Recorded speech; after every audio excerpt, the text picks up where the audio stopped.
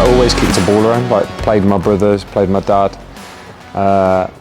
Used to go in the garages, lived on a council estate, so it was like back to back, and there was like garages either side at the back of the house, and we just used to go out there. And being the youngest, my middle brother's 10 years older, so I was in goal basically. Then no one wanted to dive on the concrete, so I did, and that's how it started really. And then ended up obviously sort of playing striker because I wanted to score, but I think I just always had something where I wanted to save a penalty and dive around in the mud, probably not really run, so it wasn't conducive to playing outfield. So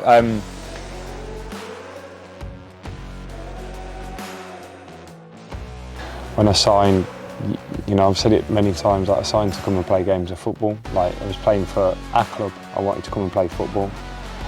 And very, very quickly I sort of learned that this was quite a special place to play.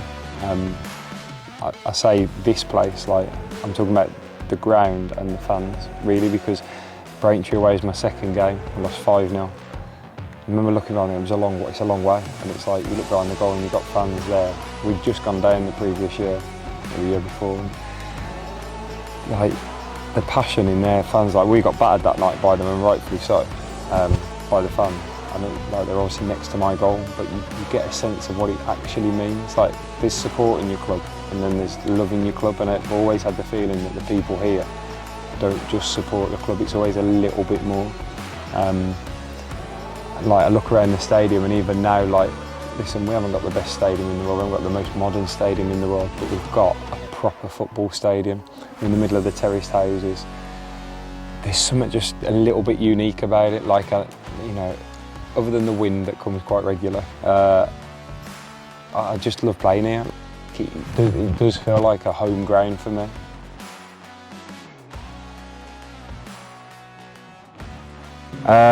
Grimsby feels like home for so many reasons. Like I've had 2 children born here.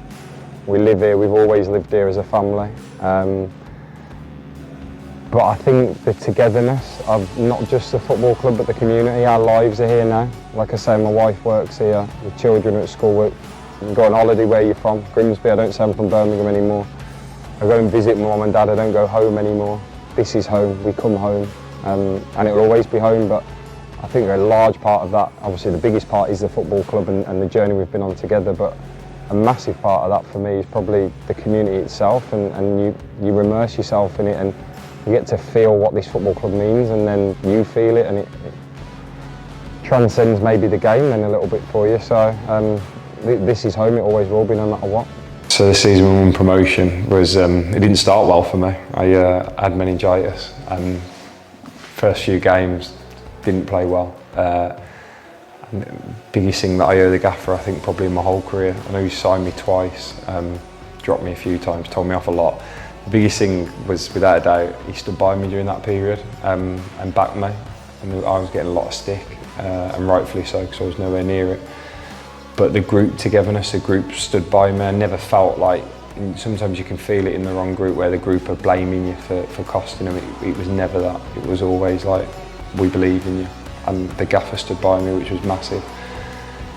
And it just felt like a vindication a little bit for all of us. Like throughout that year, we'd had some tough times. Halifax away when we lost. The banner on the gaffer as we went over the flyover after we lost to Braintree. Like, it just come full circle when we beat Braintree at their place, and the celebrations in the dressing room after. But it quickly ended because we knew that we'd gone so close the year before, we hadn't taken the most important step.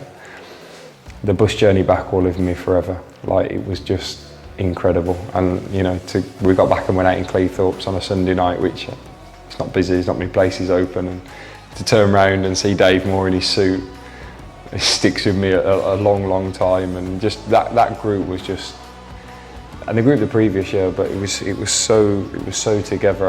I honestly, the year before we played Bristol Rovers, you walked out and I thought, you didn't know who was going to win. You go out to perform.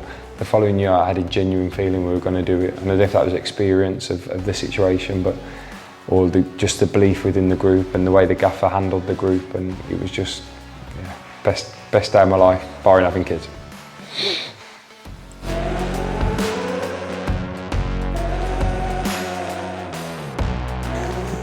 To have a testimonial for me just means like everything, and not just me, but my family as well. Like there's been lots of times maybe where I could have moved on, and with or without the testimonial, I don't regret that at all, because I feel like I've become part of something more than just maybe playing football, being a goalkeeper for a football club.